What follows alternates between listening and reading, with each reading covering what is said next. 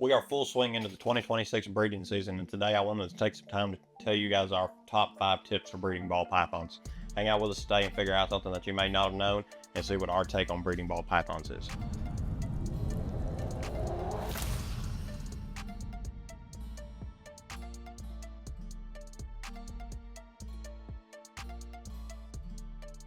So tip number 1 would be invest in your males. Your males tend to be able to pair to 3 or 4 females, and if you're not spending the extra money to get in with the higher end males, you're looking at playing the odds a lot more than you would necessarily need to be. For example, we have several, we're working on a DG clown project right now, and I've got a visual DG het clown male, and I've also got a visual clown het DG male. That way I don't have to play the odds as much when I'm pairing with them versus having a het clown to a het clown female, a het clown to a het clown male.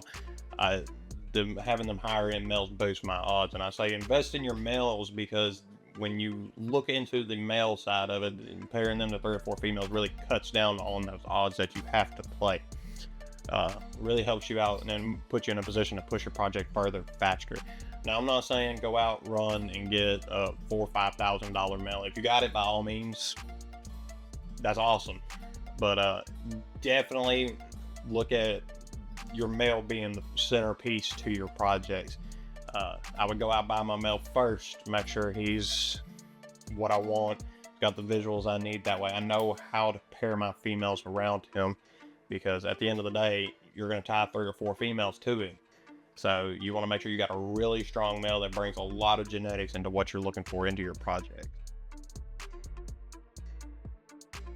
Tip number 2 would be know what you're breeding for. Whether that be you're pairing a het clown to a het clown, hoping to throw the visual clowns and whatever other genetics you may have in there, have a plan of what you're planning on getting. Know what you're going to hold back and what you're going to release. You may be breeding out a set of Batmans, and you're going to have the female because you want a female hatchling out of it. If you have that female hatchling, is it really worth you holding on to 3 years to raise up when you could say sell the babies and get that adult that's ready to go and push you ahead 3 years faster? Now, for example, us, we're shooting for a red striped yellow belly Batman this year. Haven't seen a lot of them, so it's worth it for us to hold on to that baby and raise it up to be able to use it moving forward into our clown projects, work the DG into it as well. And versus where, if I was just raising straight Batmans, I would think about flipping the clutch and I hate to say flipping, but I would sell off the hatchlings to be able to get something that's already ready to produce what I'm shooting for. You got to know the hold times on them. If you're shooting for a male, you only got to hold it for about a year. But if you're looking for females out of the clutch, you've got 2-3 years waiting for that female to get up to size, get ready to go. And when in reality, that could already be out there, and you're going to tie up a lot of time waiting on that female to get ready. So always know what you're breeding for and what you're willing to release, what you're going to hold back. Really push yourself forward in a position where you're making better decisions, moving faster ahead, and just a really great way of doing it.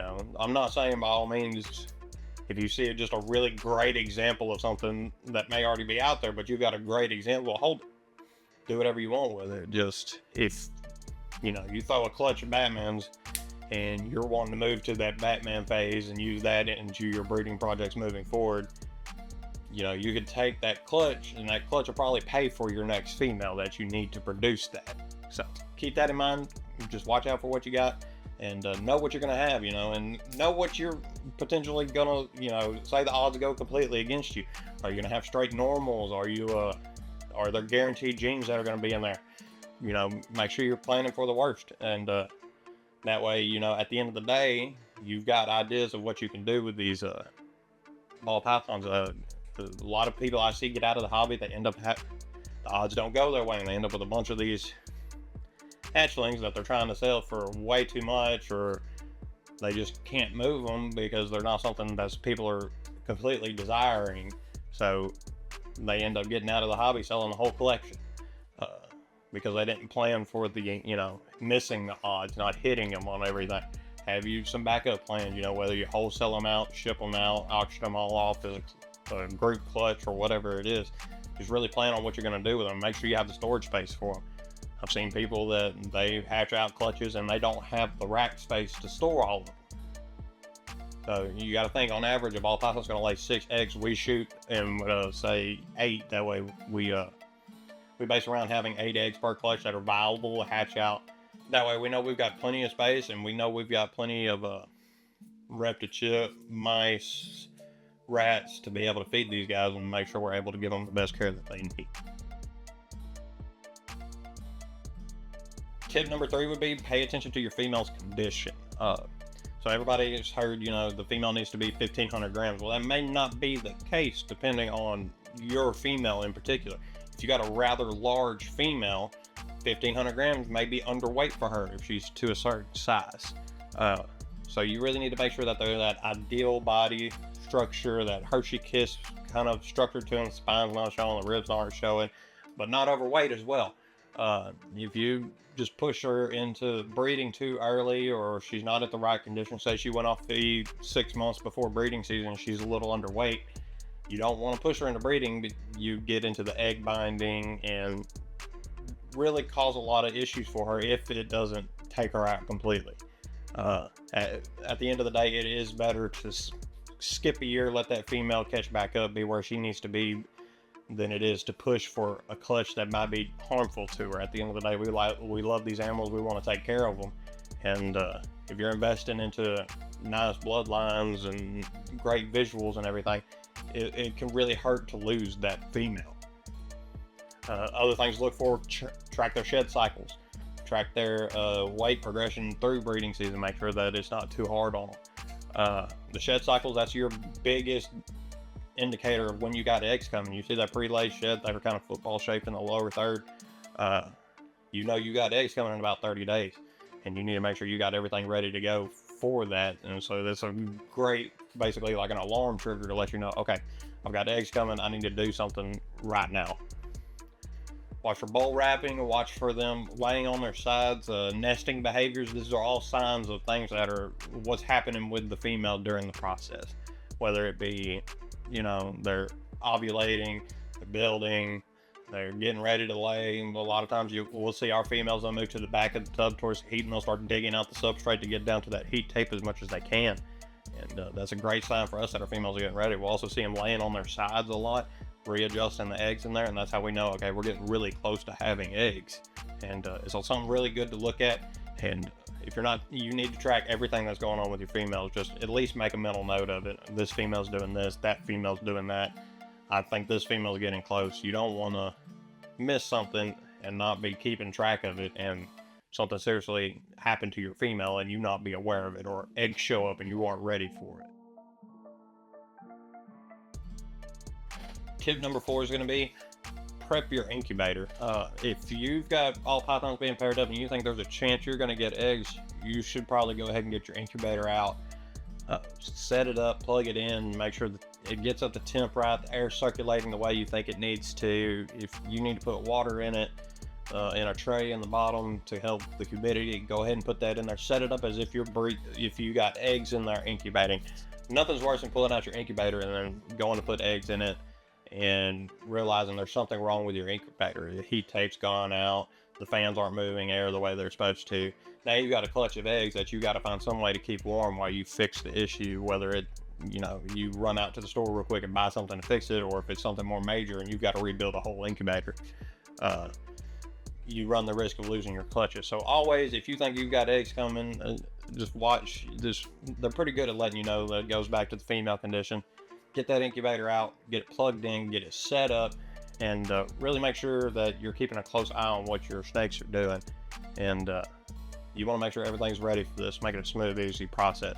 If you're doing everything the last minute, especially with the incubator, it's going to be very tedious and very hard to overcome.